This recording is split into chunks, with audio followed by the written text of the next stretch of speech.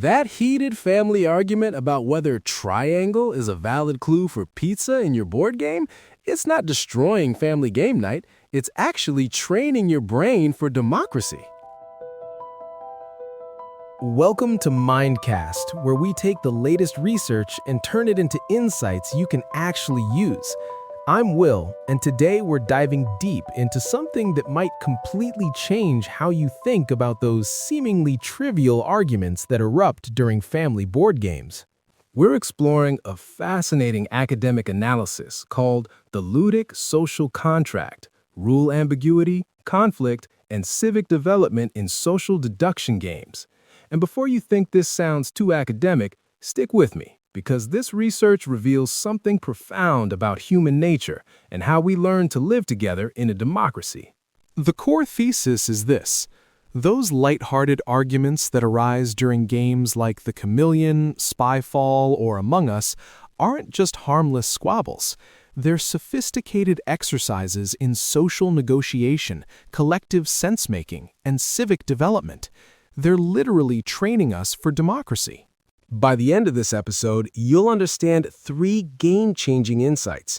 First, why these games are deliberately designed to create arguments. Second, how these conflicts actually strengthen relationships and build emotional intelligence. And third, how your kitchen table is serving as a laboratory for the exact skills our democracy desperately needs right now. So let's start with our first key insight: the architecture of intentional ambiguity. Here's what most people don't realize. Social deduction games are intentionally designed to create friction. Game designers like Rikki Takta, who created the Chameleon, deliberately build in what researchers call the double bind of disclosure. Let me explain how this works. In the Chameleon, everyone gets a secret word except one person, the chameleon. Each player must give a one-word clue to prove they know the secret word, but without revealing it to the chameleon. This creates an impossible situation. If the secret word is pizza and you say pepperoni, you've successfully signaled to your team that you know the word, but you've also just handed the chameleon the answer on a silver platter. That's what researchers call the trap of specificity. But if you say something vague, like round, to protect the secret, now everyone thinks you might be the chameleon, because that clue could apply to donuts, bagels, or cookies. That's the trap of vagueness. And here's where it gets fascinating. The argument usually erupts in the space between these two extremes. Is triangle a valid clue for pizza? If you're thinking about a slice, maybe yes. If you're thinking about the whole pie, probably not. But here's the crucial point that changes everything. This dispute isn't an error in the game design. It's not a bug, it's the feature. It's the engine of the game. Game designer Rikki Takta explicitly notes that the game requires ambiguity, and this ambiguity is the very friction point that sparks debate. What players are really arguing about isn't just whether triangles works for pizza. They're engaging in a sophisticated critique of information theory. They're asking, what is the minimum viable signal required to transmit truth? This isn't trivial. This is the foundation of all human communication. These games exist in what researchers call the zone of plausible deniability, that sweet spot where clues are neither too obvious nor too vague. And when players argue about whether a clue falls within that zone, they're not being pedantic. They're literally defining the boundaries of their shared reality. This brings us to our second insight: the psychology of playful conflict. Anthropologist Gregory Bateson made a fascinating observation while watching otters play. He noticed they were biting each other but not hurting each other. They were signaling, this bite is not a bite. Bateson called this metacommunication, communication about communication. When families argue over game rules, they're engaging in the exact same complex verbal play fight. There are actually 2 messages happening simultaneously. The primary message is, you cheated, that clue was illegal.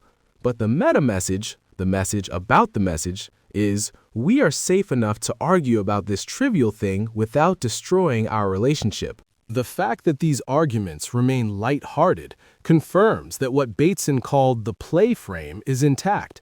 If the argument turned toxic, the frame would break, and the activity would cease to be a game. The ability to sustain an argument within the game frame is actually a high-level social skill. But there's more happening here neurobiologically. These games are also engines for developing what psychologists call theory of mind, the ability to understand that others have beliefs different from your own. The imposter must simulate the mind of a truth-teller to blend in, while the truth-tellers must simulate the mind of the imposter to catch them. When an argument erupts, "I thought you meant X when you said Y," it's often a collision of mental models. The resolution requires perspective taking. One player must explain their reasoning, the other must acknowledge they interpreted it differently. This exchange is a direct exercise in empathy and cognitive flexibility. There's also a fascinating neurobiological component here. Arguing over a game rule activates your sympathetic nervous system. You feel aroused, focused, maybe even mildly aggressive. But the context of the game and the presence of loved ones provides what researchers call a safety signal that prevents this arousal from cascading into full fight-or-flight panic. By repeatedly activating and then down-regulating this stress response, getting heated about a rule, then laughing about it, players build what researchers call emotional resilience. They learn that conflict is survivable and that they can experience disagreement without destroying social bonds. This brings us to our third and perhaps most important insight: democracy training at the kitchen table. Justice Louis Brandeis once described U.S. states as laboratories of democracy, but researchers now apply this same concept to family game tables. Your dining room is actually the primary laboratory where citizens practice the skills of self-governance. Think about what happens during one of these games. Players must reach consensus. Who do we vote off? This requires persuasion, evidence presentation, and voting. It's literally a microcosm of the democratic process. The debate over who the imposter is mirrors the process of a jury deliberation or a town council meeting. The rule dispute itself is a form of constitutional crisis. The group must interpret the law, the rule book, and apply it to the case, the disputed clue. This requires reasoned argument, appeals to fairness, and political compromise. These are the exact skills required for civic engagement. Even more fascinating, in our current era of alternative facts and misinformation, these games provide crucial training in what researchers call epistemic vigilance, the ability to evaluate the credibility of information sources. The central dynamic of imposter games is the presence of a bad actor who is structurally incentivized to lie. The group must learn to distinguish between honest mistakes and malicious deception. The argument about nuances is often a debate about truth criteria. What counts as a valid signal? How do we verify reality when someone is actively trying to distort it? By arguing over these nuances, families are practicing the discernment of truth, a vital civic skill. Research shows that board games can foster what political scientists call lateral trust between peers rather than in authority figures. In a world where trust in institutions is eroding, the ability to build trust horizontally through shared rule adherence is a vital civic muscle. But here's what makes this even more powerful. Board games are one of the few places in family life where hierarchy is flattened. In the game, the parent is not the authority, the rules are. A child can legitimately challenge a parent's interpretation of a rule. This leveling of the playing field allows for interaction based on merit and logic rather than status. Now, let me synthesize these insights into something you can actually use. Here are 3 concrete takeaways that can transform your approach to family game night. First, embrace the debate rather than shutting it down. When that argument erupts over whether dough is a valid clue for pizza, resist the impulse to say, "Come on, let's just keep playing." Allow the argument to play out. It's actually the process of defining your group's shared reality. This is where the real learning happens.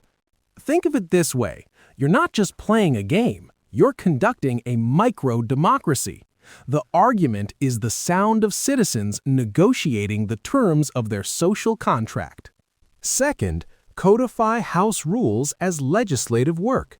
Once you settle a dispute, say colors are allowed as clues only if they're the primary color of the object, write it down.